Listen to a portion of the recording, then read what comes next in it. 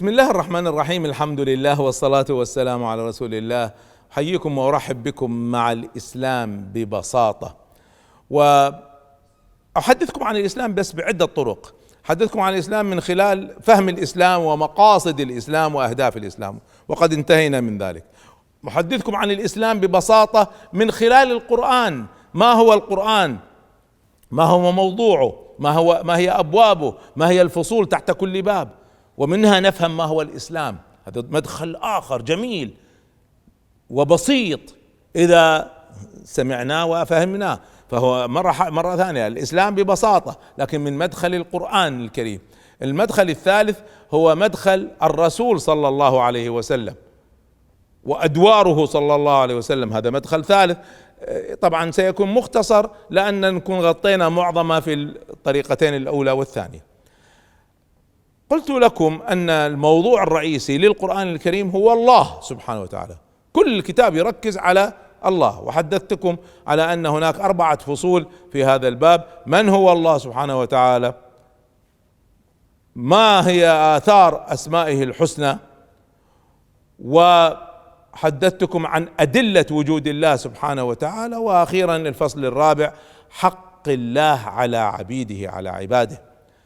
هذا كان كل الباب الأول. الباب الثاني الذي نحن بصدده اليوم اسمه باب عالم الغيب والشهادة. عالم الغيب والشهادة. الله سبحانه وتعالى يحدثنا أن من أدلة وجوده ومن عظمة خلقه أنه خلق عالم آخر اسمه عالم الغيب والشهادة. سنرجع للشهادة بعدين. عالم الغيب والشهادة. ولذلك القرآن الكريم في بدايته بعد سورة الفاتحة لما دخلنا في البقرة ألف لام ميم ذلك الكتاب لا ريب فيه هدى للمتقين الذين يؤمنون بالغيب، بدأ بها هذا، لأن الذي يؤمن بالغيب انفتحت أمامه عوالم أخرى تجعله يوحد الله. نرجع إلى أصل الموضوع ويعرف حق الله سبحانه وتعالى. عالم الغيب هذا في القرآن الكريم. الغيب أولا، الغيب باختصار وبدون أكاديميات، الغيب هو كل ما غاب عنا، كل ما غاب عنا نسميه غيب. قد يكون غاب عنا لأن بيني وبينه حاجز، أنا في غرفة وهذا حائط ووراه شيء يحدث أنا ما أراه، فوجود حاجز فيجعل ذاك غيب بالنسبة لي. قد يكون معي في نفس الغرفة لكنه ورائي وأنا لا أستطيع أن أرى ما ورائي، ففي هذه الحالة يعتبر بالنسبة لي غيبا. قد يكون غيب بسبب وجوده في مكان بعيد فالبعد يؤدي إلى الغيب. قد يكون غيبا بسبب الزمان، شيء في الماضي أنا لم أره ولم أشهده، أو في المستقبل لم يأتي بعد، هذا كله بالنسبة لي غيب. أو قد يكون غيبا لأنه موجود لكن عيني لا تراه. قد يكون معي هنا أمامي لكن عيني لا تراه. جزيئات الهواء أنا لا أراها فهي غيب بالنسبة لي، جراثيم أنا لا أراها فهي غيب بالنسبة لي، وفي غيرها أيضا غيب. إذن ما هو الغيب؟ كل ما غاب عنا، كل ما غاب عنا. فالله سبحانه وتعالى جعل من قدراته العظيمة التي يريد أن يجليها لنا أنه خلق عالما كاملا اسمه عالم الغيب والشهادة. وهذا عوالم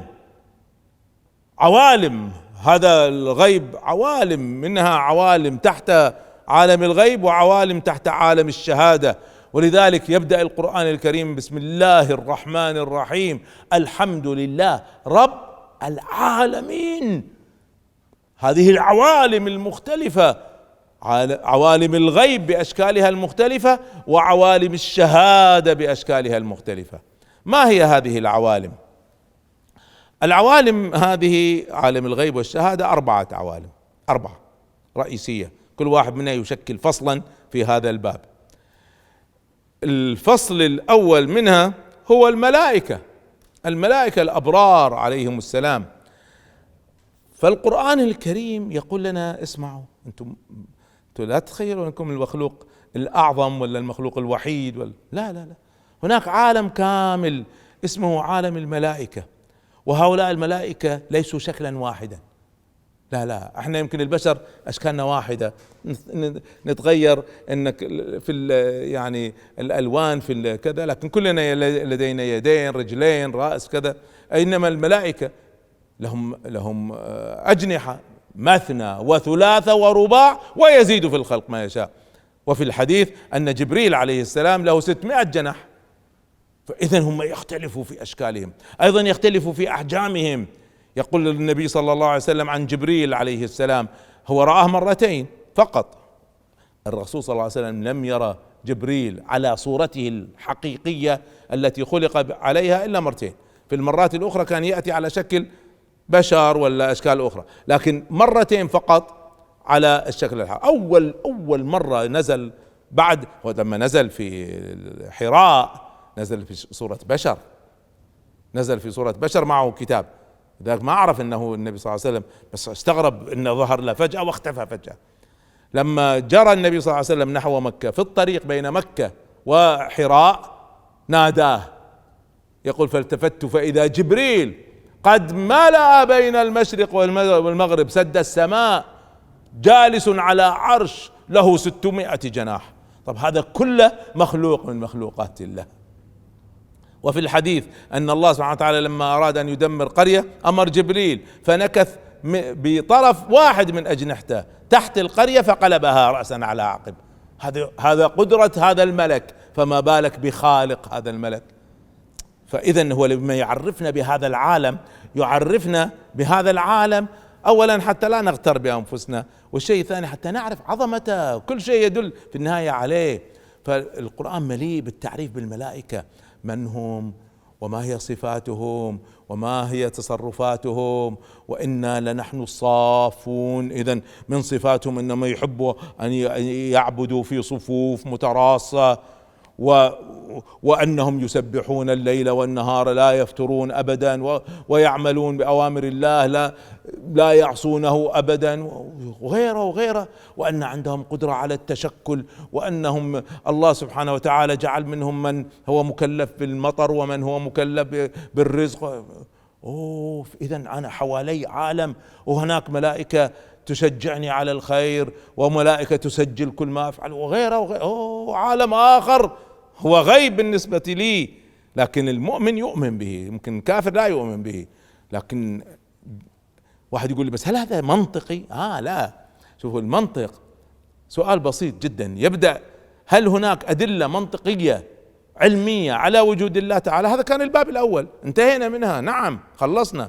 الآن سؤال، هل إذا فعلا الأدلة دلتك على وجود خالق واحد عظيم جبار قدير عليم حكيم، هل يقدر أن يخلق عالم من هذا النوع؟ الجواب نعم. إذن منطقي. فعرفتوا؟ فالمباشرة أن هل وجود الملائكة دليلها منطقي؟ ما نشتغل بهذه الطريقة. هل نبدأ بالله عز وجل؟ إذن يصبح وجود الملائكة منطقي. هذا كان كل فصل واحد، وطبعا في تفاصيل كثيرة. فصل آخر في هذا الباب وهو فصل عالم الجن والشياطين. هذا عالم ضخم جدا. طبعا عالم الملائكة الله سبحانه وتعالى جعل سورة كاملة باسمهم، الصافات، هذه كلها تتكلم عن الملائكة، وجعل سورة كاملة يكلمنا عن هذه العوالم، سورة كاملة تحدثنا عن عالم الجن، سورة الجن. فالجن أن هناك مخلوقات أخرى هذه أيضا موجودة تغيب عنكم، نعم، ما تشاهدونها، نعم، لكنها موجودة وحواليكم، ولهم صفات وقدرات تختلف عنكم. خلقوا من نار وأنتم خلقتم من طين، إنه يراكم هو وقبيله من حيث لا ترونهم. احنا لا نراهم لكن هم يرونا، يعيشون معنا. وهناك من يوسوس لنا، وهناك من هو قرين لنا، وهناك جن مؤمنين، وأشكال، وتعرفون تفاصيل هذه المسألة. فجاء وعرفنا بهذا العالم، عالم الجن، وقدرات هذا العالم، وأنواع هذا العالم، وأشكاله، علاقتنا معه. نحن هذه العلاقة مع الجن علاقة محرمة، ممنوع نفتح باب علاقة مع الجن. وأنه كان رجال من الإنس يعوذون برجال من الجن استعانوا بهم فزادوهم رهقا. حتى لو تظن أنه سينفعك ممنوع، لأن سيزيدك رهقا، وحرم عليك ذلك الله سبحانه وتعالى. فهو يختبرك بمثل هذا العالم، وطبعا يختبرنا، لكن أيضا يختبر هذا الجن أنهم مكلفون، وأن عليهم حساب، وأن لهم جنة ونار، وعرفنا بكبيرهم إبليس وقدراته وحدود قدراته. وعلى فكرة أنه كان يعرف الله عز وجل وكلم الله سبحانه وتعالى، وأنه صاحب المعصية الأولى إياكم تعصوا مثل ما عصى. ومعصيته الأولى ما هي؟ معصية الأولى هي الغرور، أنا خير منه، الغرور، هذا المعصية الأولى التي عصى بها إبليس. فإياكم أن تكونوا مثله، وإياكم أن يستدرجكم هذا العالم بالوسوسة. هو على فكرة الجن هؤلاء لا يملكون سيطرة علينا، إنه ليس له سلطان، ما يملك سلطان علينا إلا الوسوسة فقط. يوسوس، ما يقدر يسوي فينا شيء، ما يقدر يجبرنا على شيء، ما يقدر يتلبسنا ويسيطر علينا، ما يستطيع، هو فقط يوسوس، لا يملك إلا هذه.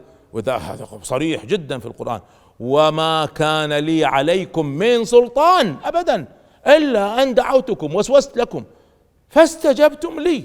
أنت بس هذا قلة عقل.